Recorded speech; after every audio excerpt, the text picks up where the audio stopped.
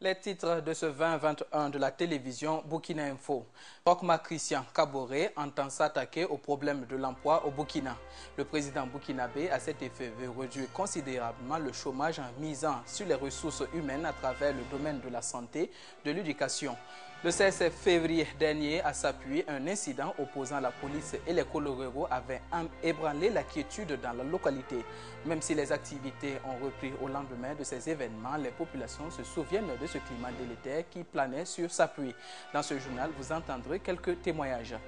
Élection présidentielle au Niger, la diaspora nigérienne résidant au Burkina Faso, tout comme les compatriotes, ont effectué leur devoir citoyen en allant aux urnes. Le consulat général du Niger au Burkina a servi de cadre pour ces élections couplées qui se déroulent au Niger. Bonsoir à vous, chers téléspectateurs, ravi de vous retrouver sur la télévision d'information en continu.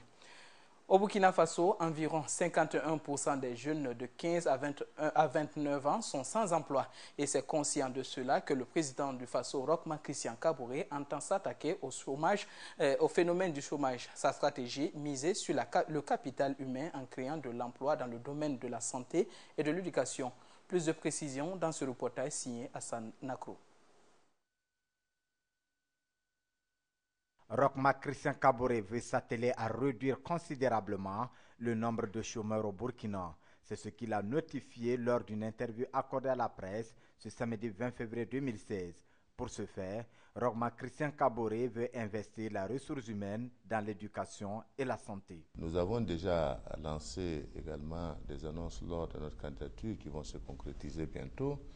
La première, c'est que nous avons décidé qu'il fallait faire en sorte que tous les universitaires qui sont sortis de la première année jusqu'à la maîtrise et qui depuis lors n'ont pas de travail, nous sommes prêts à les recruter et à les former pour qu'ils puissent donner leur contribution à l'enseignement aussi bien au primaire qu'au secondaire. Nous avons également décidé de recruter dans chaque village des assistants communautaires de santé pour la prévention au niveau de la santé. Et ça, c'est des annonces qui vont se mettre en place rapidement. Pour le président, les entreprises du secteur agricole et d'élevage peuvent aussi être un moyen de création d'emplois. Nous avons dit que nous devons mettre l'accent sur le développement de l'agriculture, sur le développement de l'élevage, mais en même temps travailler au développement de petites et moyennes entreprises qui vont permettre à nos jeunes de pouvoir s'investir là-dedans. Et pour ce faire, nous sommes en train de rechercher les lignes de crédit qui vont permettre d'encourager ces jeunes, de les former, de les faire préparer des dossiers pour leur permettre de les accompagner dans ces domaines-là. Afin de mettre en œuvre ces différents programmes, le président compte mettre en contribution les petites et moyennes entreprises. Non seulement l'État recrute chaque année dans la fonction publique normalement, mais nous devons travailler à ce que le privé également puisse recruter également du personnel à travers, comme je disais, la création de petites et moyennes entreprises. Il faut noter que le manque d'emploi est l'une des raisons qui a poussé les Burkinabés dans la rue les 30 et 31 octobre 2014 et la population attend avec beaucoup d'impatience la concrétisation des projets du président. Considérées comme complexes par bon nombre d'analystes, les relations entre le Burkina Faso et la Côte d'Ivoire sont au beau fixe selon le président du Faso. Il a laissé entendre au cours d'un entretien que les mandats d'arrêt lancés contre certaines personnes vivant en Côte d'Ivoire commencent à porter peu à peu ses fruits. Cheikh Omar Bandaogo. Les relations entre le Burkina Faso et la Côte d'Ivoire sont au beau fixe. C'est du moins ce qu'a laissé entendre le président du Faso dans une interview accordée à la presse nationale et internationale ce samedi 21 février 2016. Des relations qualifiées de complexes par la presse du fait des mandats d'arrêt émis contre des Burkinabés présents sur le territoire ivoirien et contre le président de l'Assemblée nationale ivoirienne. Mais pour le président Kaboré, ces mandats ne compliquent en rien les rapports. Mieux encore, les forces se mutualisent pour donner une suite favorable aux différents mandats d'arrêt. Hier après-midi d'ailleurs, hier soir, nous avons une conversation téléphonique avec le président Alassane Ouattara. Je crois que les enjeux qui nous lient sont plus forts que les préoccupations que vous évoquez. Nous travaillons ensemble également pour que les Burkinabés, notamment les éléments du RSP qui se sont rendus à Abidjan, parce que nous avons lancé des mandats d'arrêt contre ces gens-là également, les sécurités ivoiriennes puissent travailler à nous les rapatrier au Burkina Faso. Des efforts sont déjà en cours et je crois que très bientôt nous aurons quelques informations à donner. Et ces informations n'ont pas attendu plus de 24 heures avant d'être communiquées. En effet, de sources judiciaires, 3 éléments de l'ex-régiment de sécurité présidentielle, dont l'adjudant-chef Moussa Nebié Dirambo, ont été arrêtés le vendredi 19 février à Abidjan, en Côte d'Ivoire, et rapatriés le samedi 20 février vers le Burkina Faso. Tout porte à croire qu'au moment de l'interview, les autorités burkinabées avaient déjà connaissance des arrestations. L'appel téléphonique évoqué ayant eu lieu le vendredi au soir. La collaboration entre les deux États, très dynamique au plan économique, semble se bonifier sur le plan judiciaire, mais d'autres dossiers restent à gérer. Mardi dernier, on se rappelle, une personne dénommée Madi Kanazoué a trouvé la mort suite au sévice corporel infligé par les Kolowego de Sapui. Accusé d'avoir volé un bœuf, Madi Kanazoué, considéré comme repris de justice, a fait les frais d'un interrogatoire de cette association. Une mort qui avait amené le procureur à demander l'interpellation des instigateurs de cet interrogatoire. Notre reporter Hassan Nakro s'est rendu dans la dite localité pour reconstituer les faits. Suivez son reportage. Mardi noir pour El Hadj Kanazoué, cet homme de 45 ans a trouvé la mort le mardi 16 février 2016 suite à des sévices corporels des associations Kolowego de Sapui. Accusé d'être l'auteur du vol d'un bœuf, cet habitant de Bakata a été déféré le 15 février dernier au siège de Kolowego où il a été soumis à une série d'interrogations, une véritable justice populaire. Pour Isaka Zwanga, président de l'association Kolowego de Bakata, Madi est un repris de justice et chef de gang. Dès que le Kolowego est installé à Sapui, il est venu auprès du président pour se convertir, devenir un Burkina. Mais il n'est plus voleur. Mais lui, il a 42 agents, malfaiteurs. Mais lui, il s'est converti pour devenir un Burkina. Il les a convoqués à une réunion. Les dit, le travail où nous sommes là, il faut qu'on laisse ça. On va abandonner ça. Sinon, notre vie est risque. Puisque le Kolowego, c'est impardonnable. Le Kolowego n'a pas d'affaires, pas de business. Le commissariat, il y a business. La gendarmerie, il y a business. La justice, il y a business. Donc, c'est fini maintenant. Mais comment Madi a succombé au service corporel subi, Isaka relate. On lui a dit de citer les autres voleurs qui le suivaient pour voler. Donc, il a refusé. On l'a fouetté 3 fois avec des petits fouets. Mais malheureusement, il est intentionnaire. Malheureusement encore, la population qu'il a jeté coup d'œil, il était même déjà mort. Un repris de justice a-t-on affirmé les membres de Kolowego, chose que nous avons cherché à comprendre auprès du directeur provincial de la police nationale de Ziro, Moussa Sana, qui n'a pas hésité à le confirmer. Bon, en fait, il est connu puisque, bon, il a même déjà été déposé, mais bon, mais ça c'est, même si il est connu, bon, il ne devait pas être traité de la sorte parce que, la procédure devait être faite normalement. Et c'est ici au quartier général de l'association provinciale de Kolowego de Sapui, et plus précisément sur cet arbre que Madi Kanazoué a trouvé la mort. La mort de Madi Kanazoué au maire de Kolowego de Sapui avait poussé le procureur à demander l'interpellation des personnes incriminées dans cette mort. Une tentative d'interpellation qui avait fait de la journée du 16 février un mardi noir du fait de la tension qui planait sur Sapui. Les populations de la localité s'en souviennent comme si c'était hier. Leur témoignage et leur avis dans ce reportage d'Hassan Nakro. L'incident du 16 février dernier à Sapui a suscité de vives réactions au sein de la population, même si au lendemain du drame, les activités ont repris de plus belle. Certaines personnes, à l'image de ce jeune menuisier qui a été témoin oculaire, se souviennent du climat qui a régné durant ces 48 heures à Sapui. Bon, avec l'association Kolowego hier, bon, j'ai vu qu'ils ont arrêté 2 personnes par le vol. Bon, mais l'autre, ils ont essayé de colliser, mais bon, pour lui, ça a été vraiment, il a décédé. Donc, pour le moment, l'autre là, il est toujours sur le terrain, on n'a pas encore fait quelque chose sur lui. Bon, par rapport à ce qu'ils ont fait, c'est vrai qu'avec la mort, ils étaient un peu découragés, c'est vrai. Si Rasmane Kouraogo est un peu découragé, Benok Nebié, habitant également à Sapuy, n'a pas tourné autour du pot pour avouer la peur qui a animé la ville ces dernières 48 heures. Et la situation était un peu dangereuse, mais par la grâce de Dieu, en tout cas actuellement, ça a apaisé. On a eu peur en tout cas, voyant plusieurs personnes, des milliers de personnes avec des fusils. Il faut se dire qu'une fois qu'il y a des paroles qui ne s'accordent pas, ça peut être un peu dur. Bon, on a eu peur, mais en tout cas, actuellement, ça va. Mais à la question de savoir, faut-il supprimer ou non les Kolwego, les avis divergent. Pour certains, il faut recadrer ces associations. Kolwego, moi je vois, à ce qu'il nous conseille, par rapport puisque c'est un pays de droit, donc il y a des droits qu'on ne doit pas dépasser.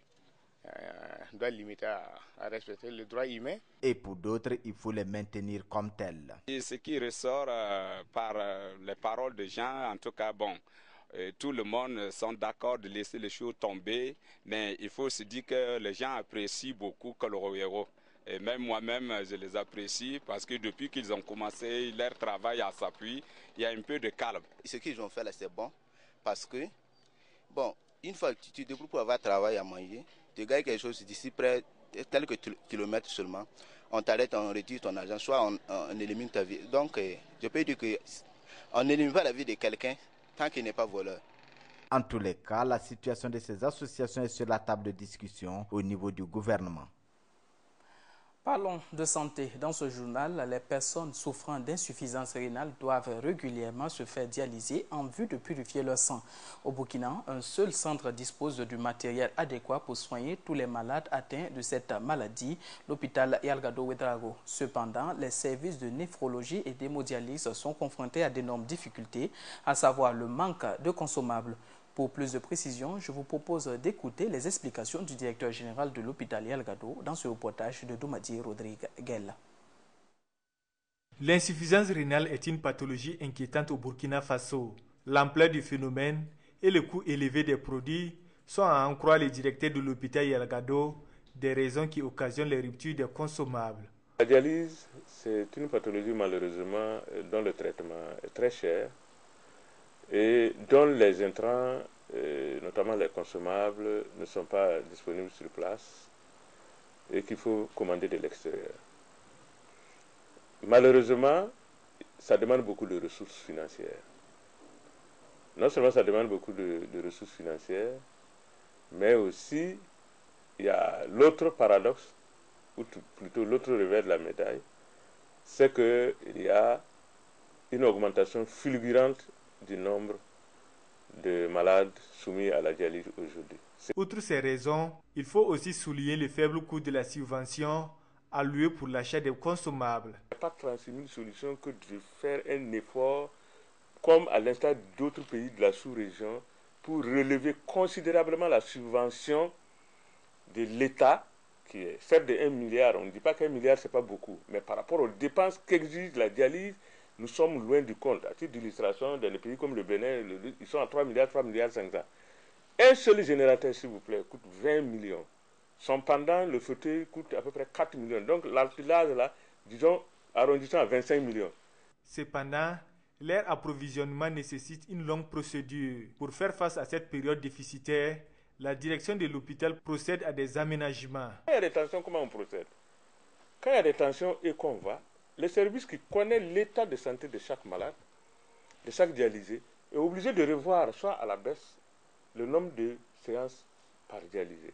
On privilégiera par exemple ceux dont le cas est plus critique que d'autres. Pour l'heure, l'hôpital Yalgado demeure le seul centre d'hémodialyse du Burkina Faso. Il enregistre environ 320 malades pour 29 générateurs. Un nombre qui est loin de satisfaire les besoins des patients. Un plus de 41, ainsi qu'une augmentation de la subvention, parviendrait à résoudre un tant soit peu ce problème. Kongoussi, chef-lieu du BAM, a abrité un panel regroupant des jeunes de la localité.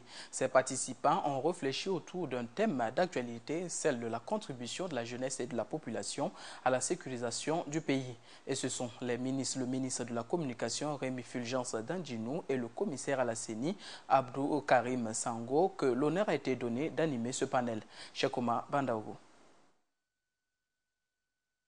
Des élèves, étudiants et enseignants, tous jeunes, réunis dans une salle destinée à des rencontres. Nous sommes à Kongoussi, chef-lieu de la province du BAM, situé à 110 km de la ville de Ouagadougou. Et nous sommes samedi 20 février 2016. Ces jeunes sont tous venus assister à un panel dont le thème les implique fortement. Le thème de cette année, bien vrai que c'était participation citoyenne de la jeunesse, mais c'était axé sur la sécurité. Alors il était question de savoir comment les populations peuvent collaborer de manière efficace, de manière citoyenne, à lutter contre le grand banditisme. Donc ça veut dire à faire leur propre sécurité et accompagner les forces de défense et de sécurité et ne pas se faire soi-même justice, ne pas se rendre soi-même justice. Et le message livré à l'Assemblée par les panélistes que sont le ministre en charge de la communication Rémi Danginou et le commissaire à la CENI Abdoul Karim Sango est tout simple au regard de l'actualité. Les jeunes, s'ils veulent construire une nation solide, c'est en se soumettant à la loi. Dans l'état de droit, des groupes, quel que soit leur mode d'organisation, ne veulent pas faire la justice. Force doit rester à la loi dans la République. Si nous voulons créer, construire une nation forte. Donc de mon point de vue, c'est qu'on doit purement et simplement disparaître. Message bien reçu par les participants qui, il faut le dire, n'ont été convaincus par les panélistes qu'après de longs échanges. La force doit rester à la loi. On dit souvent, dure à l'excès, la loi est dure, mais elle reste la loi. Force doit rester à la loi, mais moi je dis que pour que force reste à la loi, il faut que cette loi-là, on la retrouve, ou du moins celles qui sont censées mettre en exécution cette loi-là, qu'on retrouve toutes les instances-là dans la localité la plus reculée du Burkina Faso. En rappel, il y a de cela quelques semaines, une commune de cette province était en proie à des violences entre communautés, occasionnant la mort d'une personne. L'occasion a donc été saisie par le haut-commissaire de la province pour indiquer aux participants la voie à suivre dans la gestion des conflits en milieu rural. Parlons d'élections. C'est aujourd'hui que les électeurs nigériens ont effectué leur devoir citoyen en allant désigner leur président. La diaspora nigérienne résidant au Burkina Faso n'est pas restée en marge de ces élections auxquelles participent 15 candidats, dont Mamadou Issoufou, candidat à sa propre succession. Et pour permettre à ces électeurs de voter, 3 bureaux de vote ont été instaurés dans la ville de Ouagadougou. Le point de ces votes avec Samba Kassile Traoré. Les Nigériens élisent ce 21 février 2016 un nouveau président. La diaspora nigérienne du Burkina n'est pas restée en marge de ces élections. En effet, à travers un scrutin organisé au consulat général du Niger au Burkina, environ 2499 Nigériens sont attendus dans les bureaux de vote sur le territoire burkinabé. Tout se passe bien dans les 3 bureaux de vote existants dans la ville de Ouagadougou, selon les présidents des 10 bureaux. Bon, ça se passe bien. On a commencé à temps et tout se déroule normalement. À 8h00, on a débuté la première responsable, c'est-à-dire le consul, a procédé au lancement. Donc elle a voté et puis bon, tout se passe bien jusqu'à là. En tout cas, aucune difficulté jusque-là, tout va bien.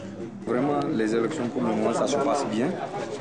Les électeurs, vraiment, d'après nous, on les a bien sensibilisés. Donc ils votent bien. Jusqu'à présent, on n'a pas rencontré de problème. Pour Ali Sakola Jika, responsable de la CENI consulaire, l'expérience des élections paisibles du Burkina justifie en grande partie le bon comportement de ces électeurs nigériens. Nous bénéficions de l'expérience du Burkina Faso. C'est peut-être ce qui a facilité la tâche aux Nigériens qui organisent le vote ici au Burkina Faso, parce que tous nos électeurs, comme vous l'avez constaté, donc, viennent voter de façon calme, paisible, de façon civilisée, parce qu'il y a eu des votes au Burkina il n'y a pas longtemps. Les gens ont assisté à une campagne apaisée. Ils ont également assisté à un vote apaisé, un vote civilisé, ce qui, à mon humble avis, est pour quelque chose dans le comportement des hommes politiques nigériens ici au Burkina Faso, et aussi dans l'attitude des électeurs nigériens, par exemple au Burkina Faso.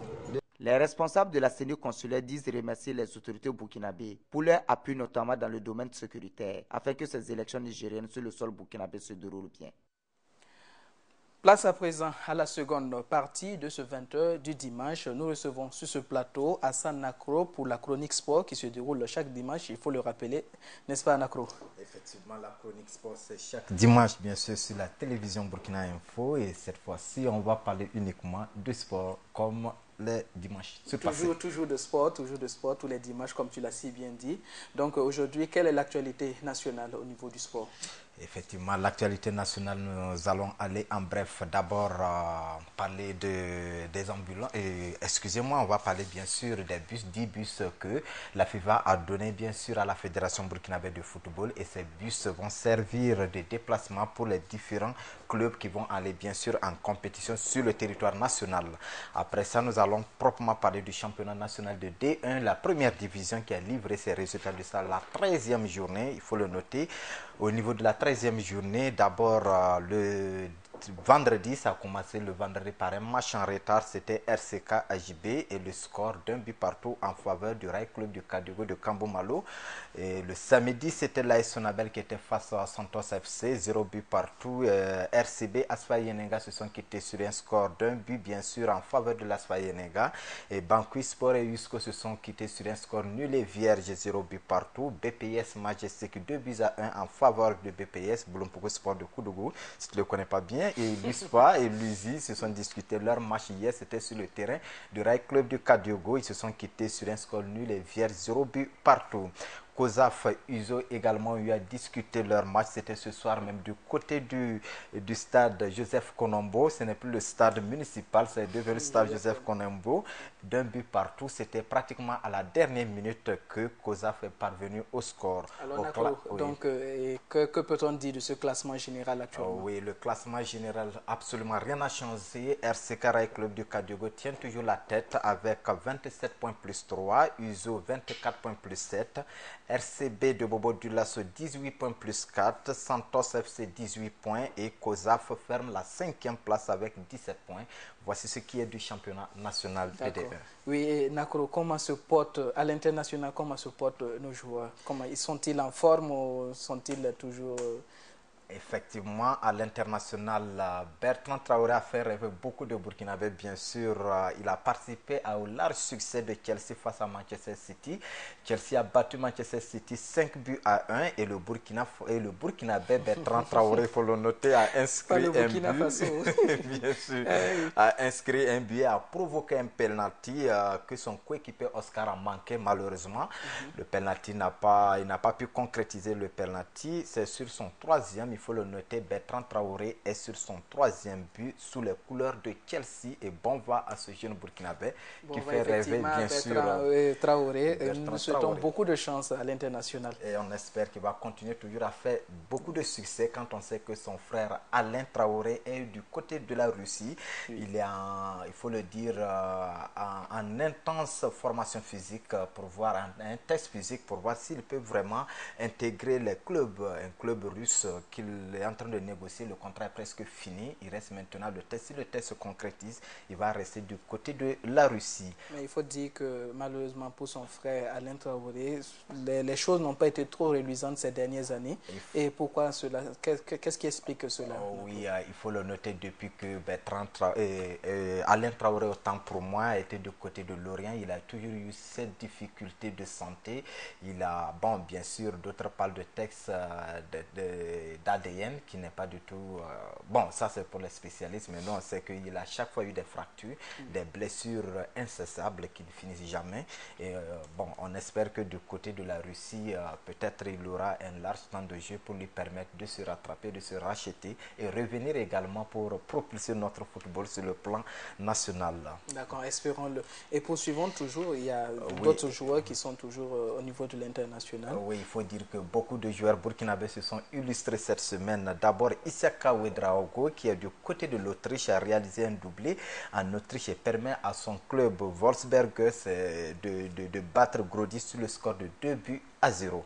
Et quelles sont les nouvelles pour Abdourazak? Effectivement, Abdourazak Traoré du côté de la Turquie a inscrit un but et permet à son club Kanyaspor de s'imposer contre Sivaspor de Djakar Diakone, que vous connaissez très bien, sur le score de 2 buts à 1. Et il faut noter que Djakar Diakone n'a pas disputé le match, il était sur la bande de touche. Et on peut pas parler de sport, on ne peut pas parler de footballeur sans parler de Pitroapa.